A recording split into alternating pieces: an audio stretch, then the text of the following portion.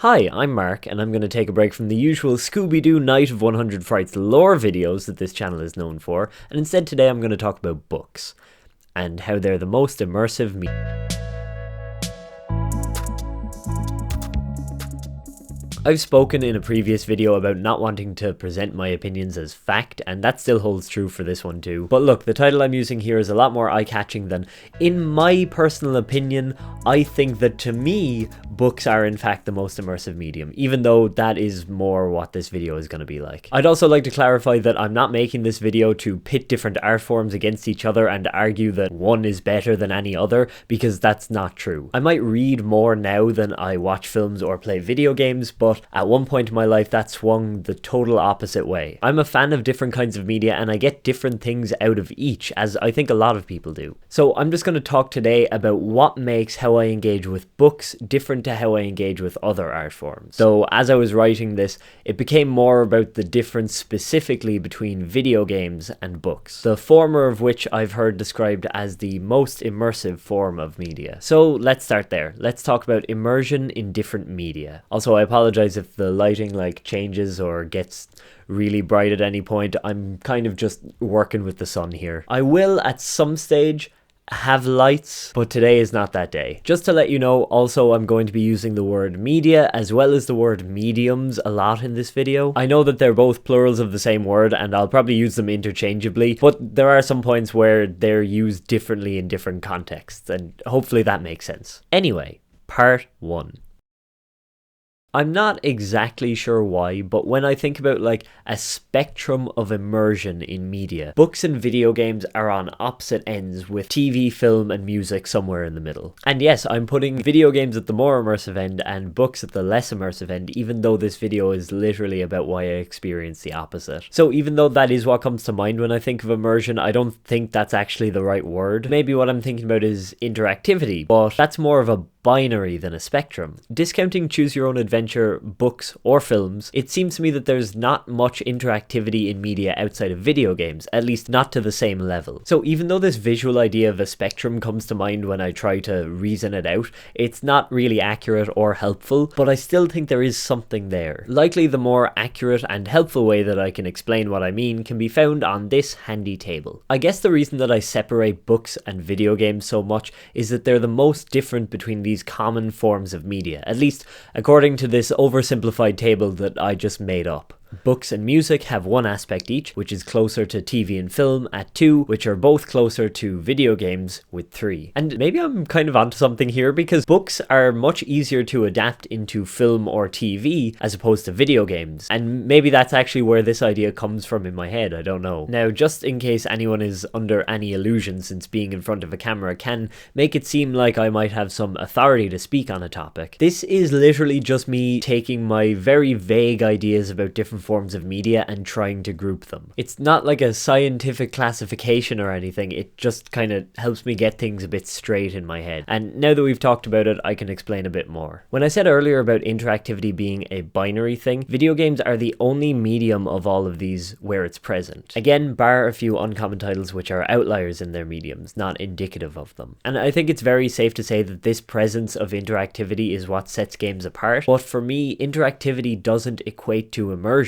It's kind of the opposite, actually. That might sound counterintuitive, but bear with me. In a game, you can often, though not always, make your own decisions which have consequences that change the experience in a unique way. Certain open world titles or RPGs, or even games like Until Dawn, whatever genre that falls under, market themselves in this way, telling you that your choices matter. And even more linear games, which only have one ending and no branching story points, still allow you to play at your own pace and make smaller decisions. Comparing media in this way with interactivity at the forefront, it would be very easy to argue that books aren't immersive. If the main character of a book gets into a fight, you're told about it. In video games, you're often the one pressing the inputs to make that character fight. And if you do badly, your character can die. Your actions have consequences where interactivity is involved. On top of that, some games use cutting-edge technology which makes their graphics as photorealistic as possible, and improved sound design, UI, gameplay can all make games feel more real. Of course, virtual reality and augmented reality are steps even further in this direction of trying to immerse players, but I still feel like they're not ubiquitous enough to talk about in the same way as we talk about video games, books, movies, TV, or music. As far as I can see, the video game route of immersion seems to be to make everything super realistic. This is obviously not the goal of every game, but when you look at AAA titles in particular, a lot of them trend towards that goal of photorealism. This is especially evident when you look at actors who are most known for their live action roles, playing video game characters modeled after them as accurately as possible. The first time I remember this happening was when Elliot Page and Willem Dafoe were in David Cage's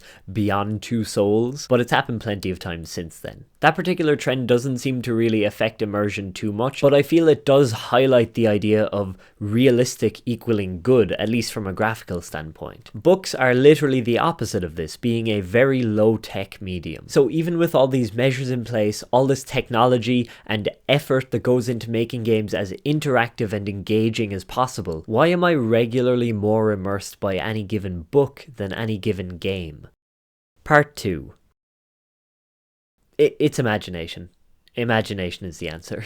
While there are billions of units of currency that go into making games as interactive and immersive as possible, they go in the wrong direction for me. And that's totally okay. The main goal of any game is not to make me specifically feel immersed, nor is the end-all be-all of any medium to be as immersive as it can be, except maybe VR. But I've already said that we're not talking about it, and it's definitely not because I hate that I can't afford any of the cool VR systems out there. If only I could play Half-Life Alyx. But immersion is talked about often, and the ability to lose yourself in a piece of art can be a really wonderful feeling. That feeling for me is achieved most often by reading because it doesn't give me all of the elements that a video game does. Books don't show me exactly how someone looks or how they sound. They give me an impression and I fill in the blanks. When it comes to the setting of a scene, I often get to pick the layout of the room. And maybe one of my favorite things when it comes to reading is that if I wanted to, I could just ignore the description. That last one might sound odd, but here's an example. I read the first Mistborn book, Brandon Sanderson's The Final Empire, in July 2020. In the early chapters of The Final Empire, we're introduced to different members of a crew who are being gathered by one of the main characters to perform a heist. One of those crew members is a man named Edgard Ladrian, and even if you've read the book, you mightn't recognize that name since he's referred to almost exclusively by his nickname, Breeze. In the first chapter where we meet him, Breeze is described as portly and middle-aged. He's also described throughout as wearing colourful, well-kept clothing and carrying a dueling cane, which is an accessory favoured at the time by much of the aristocracy in the world where the book is set. On top of this, he comes off as generally kind of pompous when we first meet him. So I read this book, saw the description, and I guess I just missed something or totally forgot about it, because I realized later that how I had been picturing Breeze was quite different from the intended description. Here is a piece of fan art depicting Breeze, done by artist Kit Buss. Some fan castings I saw for Breeze included actors like Jack Black or Matt Berry. So, what did I imagine Breeze looking like? Well, while I don't often imagine book characters looking exactly like actors, this one was an exception. Every time that Breeze was on the page, I imagined him as Emmy and Tony Award-winning Broadway icon Andre de Shields. I'm not sure why. It probably has something to do with me listening to a lot of Hadestown and Full Monty the Musical around that time. But I guess that well-spoken, well-dressed, kind of sassy nature that I associate with Breeze just made me go, yes, Andre de Shields. And the fact that I can do that is honestly so freeing. When I'm reading a book, I decide so much about it. I decide what the characters look like, what the scene looks like. I'm in charge of the cinematography in my head. And all of these little details bring me further and further into the world because I'm involved with their creation. Even when a writer has a very descriptive style and tells you everything about an object or a place, I still get to construct it piece by piece as I read. When everything takes place inside my head instead of a screen over there, it, maybe ironically, feels more real to me.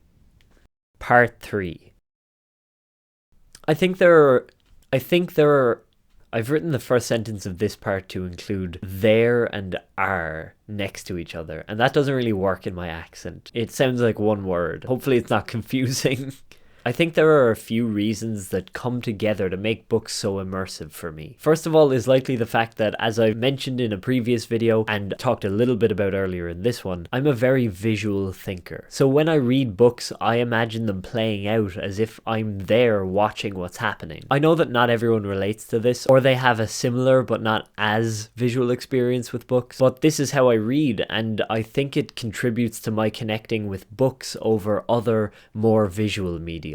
It could also be that imagining all of this happening gets rid of a layer of abstraction by beaming the ideas straight into my brain. It's like that headset from Ready Player One which lasers the game directly onto your retinas, except it's much lower tech and cheaper. It's quick, it's easy, and it's free. Hallucinating stories in your mind. And I do think that freedom that I spoke about earlier also plays a part. Being in charge of how everything looks and sounds and smells when I imagine it makes me connect even more with the people and places I read about. But at the end of the day, there's no use trying to fully quantify exactly why I feel this way. How we connect with media and art comes in different forms, with the emotional side of things being very important for me. I've spoken about this before as well. And like moods change, there can be any number of reasons that I don't connect with one story and I do with another, regardless of the medium. I often think about how when I start a new book, if I'm tired, I mightn't be able to focus on it. Or if I'm having a tough week when I start watching or playing or reading something, I might be turned off of it, even though I might have liked it if I tried it at a different time. There have even been, like I mentioned at the start, times in my life where I couldn't focus on a book to save my life, but I was tearing through TV shows and video games. Now that's flipped, but I don't think that says anything about media, it just says something about me. I haven't put aside lesser art forms for the more mature, refined medium of literature. I'm still enjoying stories now like I did then, just in a different way because my mood has shifted towards that medium of books. And of course there are still things that can be done in movies or games or music that I can't experience in books. But when it comes to getting lost in a story, interactivity isn't the key for me, at least not exactly. I interact with a book by giving it its own life, imagining the story in a way that I will never be able to fully convey to anyone else. If I was to try to describe to someone every detail of a scene that I've read, I might be able to do it, but that's not the point, because I could never get them to see exactly what I see in my head when I read a book. Not only because of my limitations in translating the images in my head into description, but because a part of me and my way of thinking goes into it. Stuff that is so personal in a way because we're constantly in our own heads experiencing our minds, and we don't often stop to think about how we think or how we imagine something and how it might differ to others. So the culmination of a good story, my own imagination, how I am feeling the first time that I read a character, all of this will shape how I experience a book in a way that I don't get from anything else. When I read, it's not about becoming the main character or making the choices in the story. It's about losing myself in something that intrinsically has a part of me in it and that I can shape in other ways. That's what immerses me. That's what connects me to a story and allows me to lose myself when I read. Thank you genuinely so much for watching this video. I'd really like to know what people think of this topic and your own views on media immersion. I don't know if I made that term up. I think I did. I feel like I can steal that. Media immersion. What is immersive? Okay, no, this is already a term. Ah well. I probably should have expected that. As you can probably tell from that last section, I feel like this is a very personal, intangible sort of preference. So maybe you won't even be able to put your finger on why exactly you find something immersive, but I invite you to try. I'd also love to know, do you visually picture a book when you read it, or do you experience it in some other way? And if it's not visual, is it something that you can even describe? I do think it's interesting to interrogate these things we take for granted sometimes. Like, people who can read are taught to do that, but we're not taught how to experience the story. Nobody when I was a kid told me to visualize characters as Broadway stars. I just did that one day. So I'd be very interested to hear about how you read. I have other videos you can check out if you're interested. They are of varying levels of likeness to this. Some are more video essay-ish, and one at the time of recording this is just kind of a joke. A 4-minute and 19-second joke. But they do all feature me, so